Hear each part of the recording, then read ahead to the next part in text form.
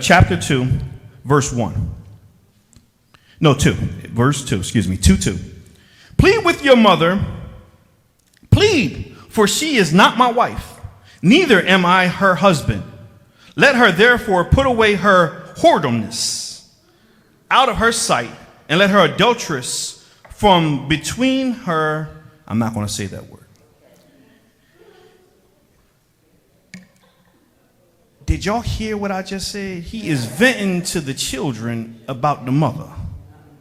Is that okay? We don't do that, right? Not us. We good Christians, right? When times get hard, we don't go telling our business to nobody, do we? No, we just tell the Lord, right? We don't tell nobody. If you were to go with me for a second, and I want you to just think back in your life. How many of us have had some times in our life where some situations have caused us to be angry? What do you do when you're angry? I can understand that. I don't do that no longer. So some of us may turn to some things that are not godly. But what we often do is we usually return to the things we're most comfortable with, yes? All right, so in today's text, we're learning about sin. And we're learning about a prophet who's dealing with what appears to be sin. And we're learning that this prophet is looking to be a fake prophet, yes? He looks to be someone who you don't want to follow, right? But if you were not to hear from God, what do? Well, this is the part where I want to slow down and make sense of it. Remember that God's hand was on him the whole time. God was the one instructing him to make these decisions, not man. This was not his emotion. This was not him electing to do this. This was God. So if God is leading you, are you following God or are you following yourself? Anyone? Are you following God or are you following yourself? Anyone familiar with an olive tree? Yes.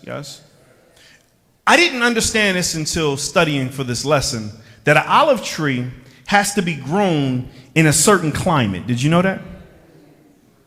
Did you know that an olive tree could deal with the heat, but also deal with the storm? Did you know that an olive tree could ultimately deal with no rain and still sustain? Did you know that? Now, what does an olive tree have to do with our life? We olive trees. Each one of us are designed to be an olive tree. When we go through our storms, we find that when we really are being moved by God, we can be encouraged to do the right thing.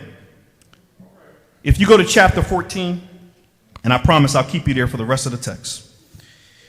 If you go to chapter 14, and if you could go to verse 6. Chapter 14, verse 6. It says, his branches shall spread, and his beauty shall be the olive tree, and his smell as Libyan. Anyone understand what I'm saying here?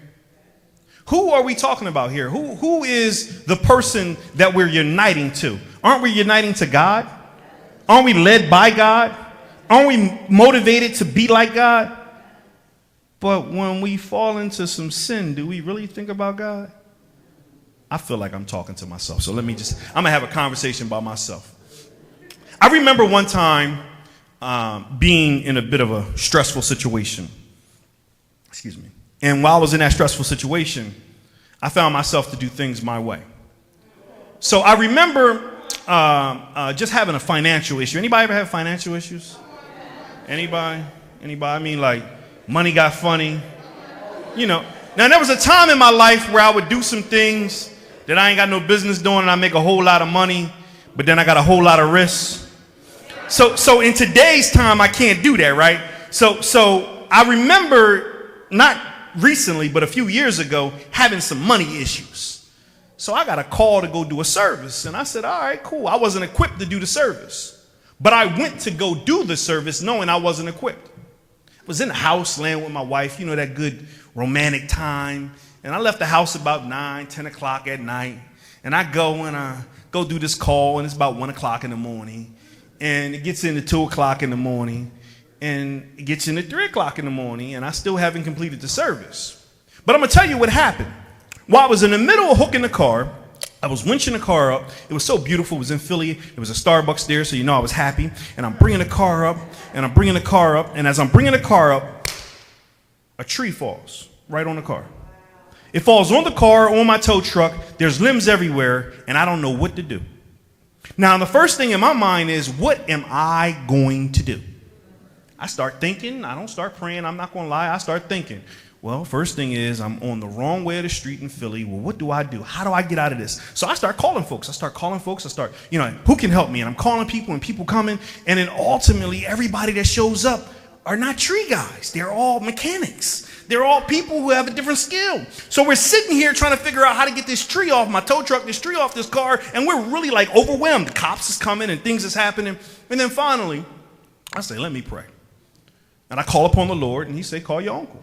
So I make the phone call, call my uncle, and he comes over with the chainsaws and everything I was going right when I should have been going left. I was going up when I should have been going down. And him, just with this little chainsaw, he didn't bring a big one because he thought it was just a little problem. He didn't realize how big it was, but he brought a little chainsaw, and he 45 minutes we out of there. Now mind you, it was hours. But it took for me to take the time to pray and ask God for his assistance. Am I making sense to this? Because as long as I was doing it my way, it wasn't working.